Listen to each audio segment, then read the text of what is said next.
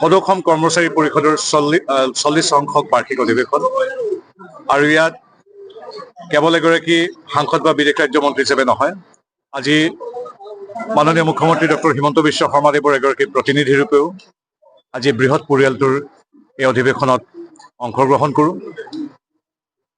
Doctor Himanta Biswa শৰ্মাদেৱ প্ৰথম মন্ত্ৰী হোৱাৰ দিনটোৰ পৰাই এই সংস্থাটোৰ সৈতে এগৰাকী পৰিয়ালৰ সদস্য ৰূপে ওতঃপ্ৰোতভাৱে জড়িত আৰু আমাৰ পৰিষদৰ তথা কৰ্মচাৰীসকলৰ স্থায়ী হওক বা অস্থায়ী হওক প্ৰতিটো অসুবিধা পৰ্যায়ক্ৰমে তেখেতে দূৰ কৰি আমাৰ লাখ লাখ কৰ্মচাৰীৰ পৰিয়ালৰ মুখলৈ হাঁহি আনিবলৈ সক্ষম হৈছে। এতিয়াও কিছু কৰিবলৈ বাকী আছে আৰু আমি এইকাৰণে ভাল পাইছোঁ যে কৰ্মচাৰী পৰিষদৰ প্ৰতিগৰাকী সদস্যই ডক্টৰ হিমন্ত বিশ্ব শৰ্মা বা ৰাজ্য চৰকাৰৰ ওপৰত গভীৰ আস্থা আৰু বিশ্বাস আছে যে তেখেত তথা তেখেতৰ নেতৃত্বাধীন মিত্ৰজোঁটৰ চৰকাৰে সকলোবিলাক নিয়াৰিকৈ সমাধান কৰিব।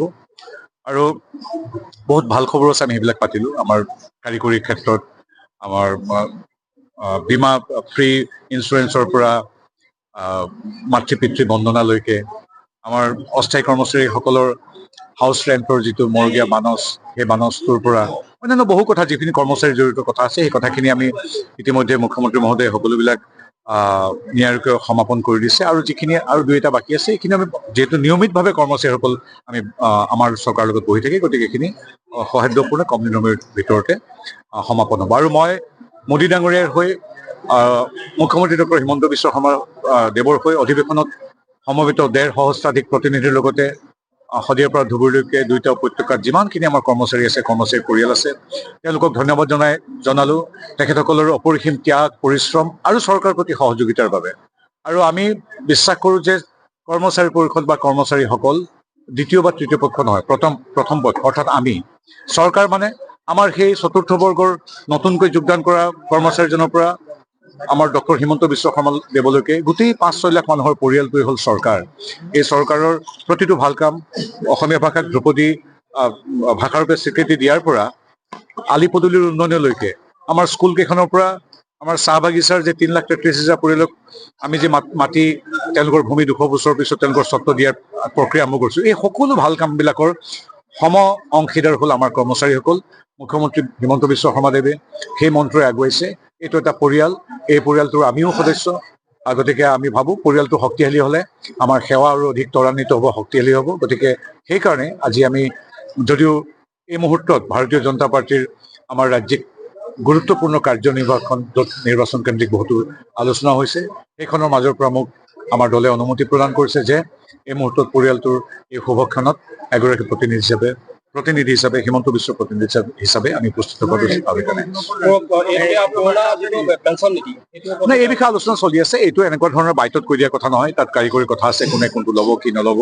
গতিকে এই কথাখিনি আচলতে আমাৰ পৰিষদ আৰু ৰাজ্য চৰকাৰে খুব কম দিনৰ ভিতৰতে এইখিনি কথা যাক কোনে কোনটো নীতিত মানি চলিব, কোনখিনিত আসুৱাহ আছে, কোনটো সৰ্বভাৰতীয় পৰ্যায়ত বাকী ৰাজ্যতো সমাদৃত হৈছে, গোটেই কথাখিনি আলোচনা চলি আছে, চলি থাকিব। এইটো এটা প্ৰক্ৰিয়া। অষ্টম দৰমহা আয়োগৰ প্ৰতিবেদন 1 জানুৱাৰীৰ পৰা কাৰ্যকৰী কৰিবৰ কাৰণে কৰ্মচাৰী পৰিষদে দাবী জনাই আহিছে। তেওঁলোকে কালিও চাওক, আমাৰ কৰ্মচাৰী পৰিষদৰ প্ৰত্যেকটো দাবী আজি যেনেকৈ প্ৰশাসনিক সুচলতাৰ দৃষ্টিকোণৰ পৰা সকলো সাম্ভাৱ্য যিখিনি তাত অসুবিধা আছে সেইবিলাক দূৰ কৰি কৰ্মচাৰী পৰিষদ আৰু ৰাজ্য চৰকাৰৰ উমৈহতীয়া এক সিদ্ধান্তৰ বাবে সদায় আমি তেনেকৈ কামবিলাক সফল হৈ আছোঁ। যি অষ্টম আয়োগৰ যিখিনি কথা কৈছে সেইখিনিও নিশ্চয়ভাৱে আমি ইতিবাচকভাৱে আশাবাদী। যদি পৰিয়ালৰ সদস্য বুলি আমি নিজকে গণ্য কৰোঁ, সেইটো আৰু দাবী বুলি কথা নহয়, সেইখিনি আলোচনাৰ মৰ্মে সমাধান হ'ব। দাবী কেতিয়া জনায়? দাবী দ্বিতীয় পক্ষক জনায়। এইটোতো আমি এটা পৰিয়াল, ইয়াত দাবীৰ কথা নাই, ইয়াত ঘৰৰ ভিতৰত আলোচনা আহে। কৰ্মচাৰী পৰিষদৰ আগৰ দিনত দাবী আছিল, যেতিয়া কৰ্মচাৰী পৰিষদক চৰকাৰৰ পৰা বেলেগকে ভবা হৈছিল, কিন্তু মুখ্যমন্ত্ৰী হিমন্ত বিশ্ব শৰ্মাদেৱে গোটেই কৰ্মচাৰীসকলক বা তেওঁলোকৰ পৰিয়ালটোক নিজৰ এটা পৰিয়াল বুলি কয়, তাকেই চৰকাৰ বুলি কয়। চৰকাৰ মানে মুখ্যমন্ত্ৰী বা MLA বিধায়কসকল নহয়। মুখ্যমন্ত্ৰী মানে, মই পুনৰবাৰ কৈছোঁ, অস্থায়ী কৰ্মচাৰীজনৰ পৰা মুখ্যমন্ত্ৰীলৈকে গোটেই বৃহৎ পৰিয়ালটোহে চৰকাৰ।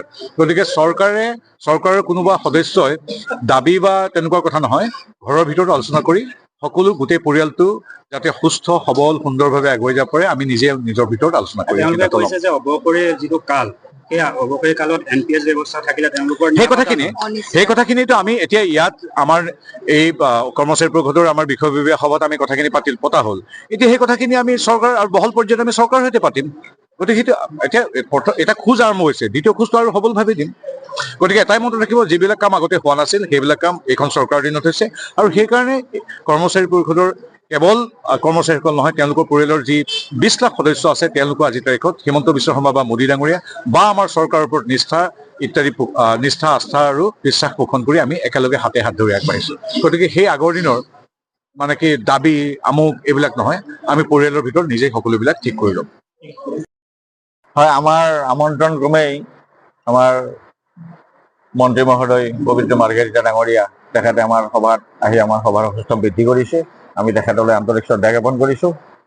আৰু লগে লগে তেখেতে আমাৰ কৰ্মচাৰীৰ লগত জড়িত বিভিন্ন বিষয় ইয়াত তেখেতৰ বক্তব্যত প্ৰকাশ কৰিছে। ইতিমধ্যে ৰাজ্য চৰকাৰে বিগত আমাৰ এই কাৰ্যকালত যিখিনি আমাৰ কৰ্মচাৰী সমাজৰ কাৰণে কাম কৰিলে, এই কথাখিনি ধৰক আমাৰ নগদবিহীন স্বাস্থ্য সেৱা আঁচনি বা আমাৰ শূন্য বীমা আঁচনি, আমাৰ ধৰক এই বিষয়টো আছিল আমাৰ মাষ্টাৰ ৱৰ্ক চাৰ্জ, সেইসকলৰ যিটো 50% হাউচ ৰেণ্ট, আমি আচলতে 100% হাউচ ৰেণ্ট পোৱাটো আজিৰ তাৰিখত বিচাৰিছোঁ। অন্যহাতে আৰু আমাৰ এক্স কেডাৰ পষ্টৰ যিটো আজি বহু বছৰ যদি সমাধান নোহোৱা, তেওঁলোকৰ কোনো প্ৰমোচন নাছিল, সেই প্ৰমোচন ব্যৱস্থাবিলাক এইবিলাক হৈছে। তেখেতৰ বক্তব্যত সেইবিলাক নিশ্চিতভাৱেই চৰকাৰে আদৰণীয়ভাৱে বৰ আন্তৰিকতাৰে কৰ্মচাৰী সমাজৰ কাম কৰি গৈছে। আৰু আহি থকা দিনত কৰ্মচাৰী সমাজৰ যিবিলাক বিষয়, যেনে ধৰক আমাৰ শিক্ষকৰ আৰ্জিত ছুটি বা অন্যান্য যিবিলাক আমাৰ গুৰুত্বপূৰ্ণ বিষয় আছে, অষ্টম দৰমহা আয়োগৰ প্ৰতিবেদন, NPS UPS বিষয়, এই সন্দৰ্ভতো তেখেতক আমি অৱগত কৰাইছোঁ। আৰু ইতিমধ্যে আমাৰ অধিৱেশনতো এই বিষয়বিলাক সজোৰে উত্থাপিত হৈছে। আমি যোৰহাট জিলা কৰ্মচাৰী পৰিষদৰ আতিথ্যত এই যে 40 সংখ্যক সদৌ অসম কৰ্মচাৰী পৰিষদৰ বাৰ্ষিক অধিৱেশন, এই অধিৱেশনৰ জৰিয়তে আমি পুনৰবাৰ আমি ৰাজ্য চৰকাৰক আমাৰ কৰ্মচাৰীসকলৰ যিবোৰ বিষয় ইতিমধ্যে সমাধা হোৱা নাই, আৰু ইতিমধ্যে ধৰক সমাধা বহুত হৈছে, আমি চৰকাৰক তেখেতসকলে কৰা যিবিলাক ভাল কাম, সেই ভাল কামবিলাকৰ আমি প্ৰতিনিয়তভাৱে আমি সহায় সহযোগিতা কৰি আছোঁ। আমি অভিনন্দন জনাই আছোঁ, আদৰণি জনাই আহিছোঁ যে তেখেতসকলে বিগত সময়ত ধৰক আমাৰ ৰাজ্যখনৰ চাকৰিৰ ক্ষেত্ৰত, চৰকাৰী চাকৰিৰ ক্ষেত্ৰত এটা পদক্ষেপ লৈছে যে আমি ইমান চাকৰি দিম। ইতিমধ্যে প্ৰায় 1 লাখৰ অধিক, প্ৰায় 1.5 লাখ বুলি ক'ব পাৰি, চাকৰি এটা নিকা ব্যৱস্থাৰ জৰিয়তে চাকৰি প্ৰদান কৰিছে। এইবিলাক ক্ষেত্ৰত সদৌ অসম কৰ্মচাৰী পৰিষদে অসম চৰকাৰক আদৰণি জনাইছোঁ। আমি নিশ্চিতভাৱে আদৰণি জনাম আমাৰ অষ্টম দৰমহা আয়োগৰ প্ৰতিবেদন আয়োগ গঠন কৰিব লাগে, আৰু 1/1/26 তাৰিখৰ পৰা আমাৰ এই আয়োগ কাৰ্যকৰী কৰিব লাগে।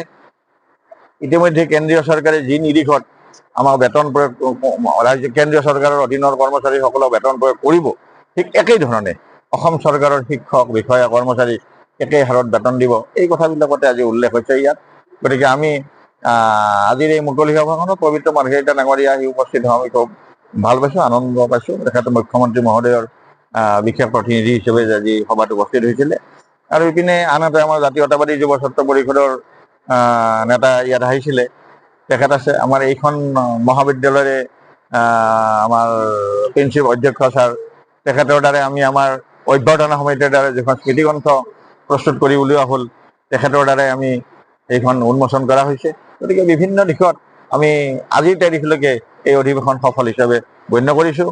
আমি আশা ৰাখিছোঁ আজি 2টা দিনৰ গোটেই বা বাতৰি আপোনালোকে প্ৰচাৰ কৰি আছে, তাৰ কাৰণে সদৌ অসম কৰ্মচাৰী পৰিষদৰ তৰফৰ পৰা আন্তৰিক ধন্যবাদ জ্ঞাপন কৰিছোঁ। আশা ৰাখিছোঁ অহাকালি আমাৰ অন্তিম দিন হ'ব, অহাকালিও আপোনালোকৰ এই একেই যোগাত্মক সহায় সহযোগিতা থাকিব, তাকে আশা কৰিছোঁ। 2026ত কৰ্মচাৰীসকলে ভাল খবৰ লাভ কৰিব। নিশ্চিতভাৱে আমি আশাবাদী, আমি আশাক লৈয়ে জীয়াই থাকোঁ। গতিকে 26ত আমাৰ কৰ্মচাৰী সমাজৰ যিটো মূল বেতনৰ বিষয় জড়িত হৈ আছে, গতিকে ৰাজ্য চৰকাৰৰ বিশেষ সহায়তাত, ৰাজ্য চৰকাৰৰ সহানুভূতিৰ কথা নাহে, আমি বেতন পাব লাগিব। কিন্তু ৰাজ্য চৰকাৰৰ কিছুমান বিষয় থাকিব, যিবিলাক বিষয়ৰ জৰিয়তে আমি মানে উপকৃত হ'ব পাৰিম, আৰু তাৰ কাৰণে ৰাজ্য চৰকাৰৰ আমাৰ কৰ্মচাৰী সমাজৰ এটা সমিলমিল আলোচনা বিলোচনা নিশ্চিতভাৱে অব্যাহত থাকিব।